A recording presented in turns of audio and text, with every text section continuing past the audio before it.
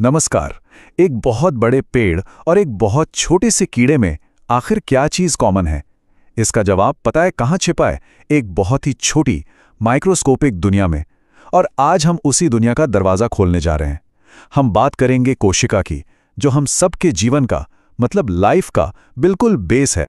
तो हमारा सफर कैसा रहेगा? देखिए, सबसे पहले समझेंगे कि कोशिका आखिर है क्या।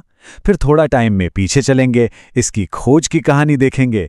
इसके बाद कोशिका के जो दो मेन मॉडल्स हैं उन्हें समझेंगे, और आखिर में इसके अंदर की जो एक कमाल की दुनिया है ना, उसकी सैर करेंगे। तो चलिए सबसे पहले और सबसे जरूरी सवाल पर आते हैं। जब हम बायोलॉजी में सेल या कोशिका कहते हैं तो इसका असल में मतलब क्या होता है? और ये वो सवाल है जो बायोलॉजी के बिल्कुल दिल में बसता है। सोचिए, एक छोटे से बैक्टीरिया से लेकर हम इंसानों तक, हर चीज का जो बेस है वो इसी सवाल में छिपा है। और इसका जवाब है सेल यानी कोशिका। जी हाँ, ये वो सबसे छोटी फंडामेंटल यूनिट है जिससे लाइफ बनती है। और साइंस की वो ब्रांच जिसमें हम इन छोटी छोटी रचनाओं को पढ़ते हैं ना, उसे कहते हैं साइटोलॉजी। ठीक है, ये तो समझ आ गया, पर सवाल ये है कि इस अनदेखी दुनिया के बारे में हमें पता कैसे चला?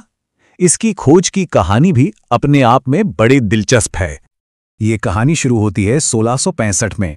रॉबर्ट हुक ने कॉर्क के टुकड़े में छोटे छोटे खाली कमरे देखे और उन्हें नाम दिया सेल। फिर करीब करीब 10 साल बाद आए ल्यूवेनहॉक, जिन्होंने पहली बार जिंदा सेल्स को देखा। सोचिए, एक पूरी नई दुनिया का दरवाजा खुल गया। और फिर 1839 तक आते आते ये बात पक्की हो गई कि दुनिया की हर जीवित चीज सेल्स से ही बनी है। लेकिन पजल का एक जरूरी टुकड़ा अभी भी गायब था। वो टुकड़ा जोड़ा रुडोल्फ विर्चो ने। उनका ये सिद्धांत एक गेम चेंजर था, जिसने आज की मॉडर्न सेल थ्योरी की नींव को पूरा कर दिया। तो ये तो साफ है कि हर जीवित चीज सेल से बनी है, पर क्या सारे सेल्स एक जैसे होते हैं? बिल्कुल नहीं।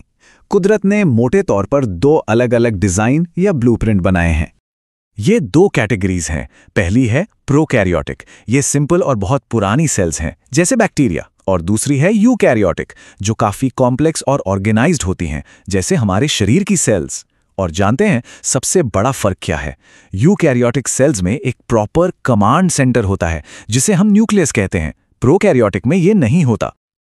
और साइज की बात करें तो कुदरत का कमाल ही देख लीजिए।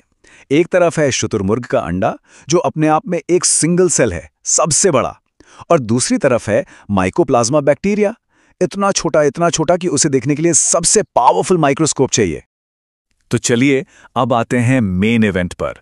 तैयार हो जाइए एक यूकैरियोटिक सेल के अंदर की हलचल भरी फैक्ट्री के एक सुपर फास्ट टूर के लिए। अब देखिए, सेल के अंदर ना बहुत सारे छोटे छोटे अंग होते हैं जिन्हें हम ऑर्गेनेल या कोशिकांग कहते हैं। इनमें से कुछ के पास एक डबल लेयर की प्रोटेक्शन होती है, और इनको याद रखने का एक बड़ा ही मजेदार तरीका है, एक छोटी सी ट्रिक।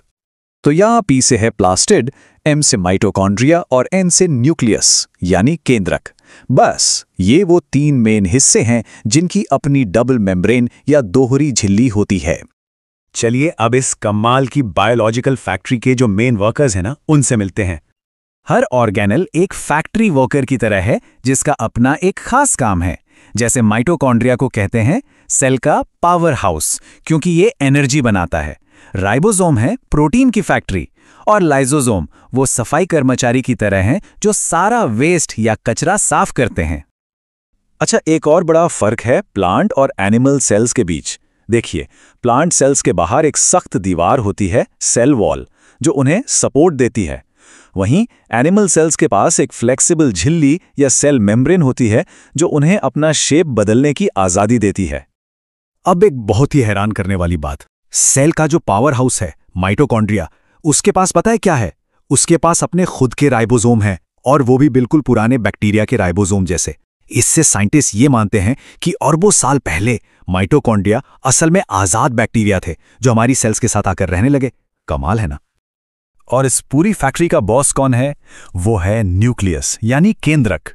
ये सेल का ब्रेन है, कंट्रोल सेंटर, और ये एंडोप्लाज्मिक रेटिक्यूलम के साथ मिलकर काम करता है ताकि जरूरी मॉलिक्यूल्स बनते रहें। तो हमारा ये सफर एक बहुत ही दिलचस्प सवाल पर आके खत्म होता है। अगर सेल ही लाइफ का बेसिक यूनिट है, तो फिर वायरस का क्या? उनमें तो सेल होता ही नहीं। तो क्या वो वाकई में जिंदा है? इस सवाल के साथ आपको छोड़े जाते हैं। हमारे साथ जुड़ने के लिए बहुत बहुत शुक्रिया।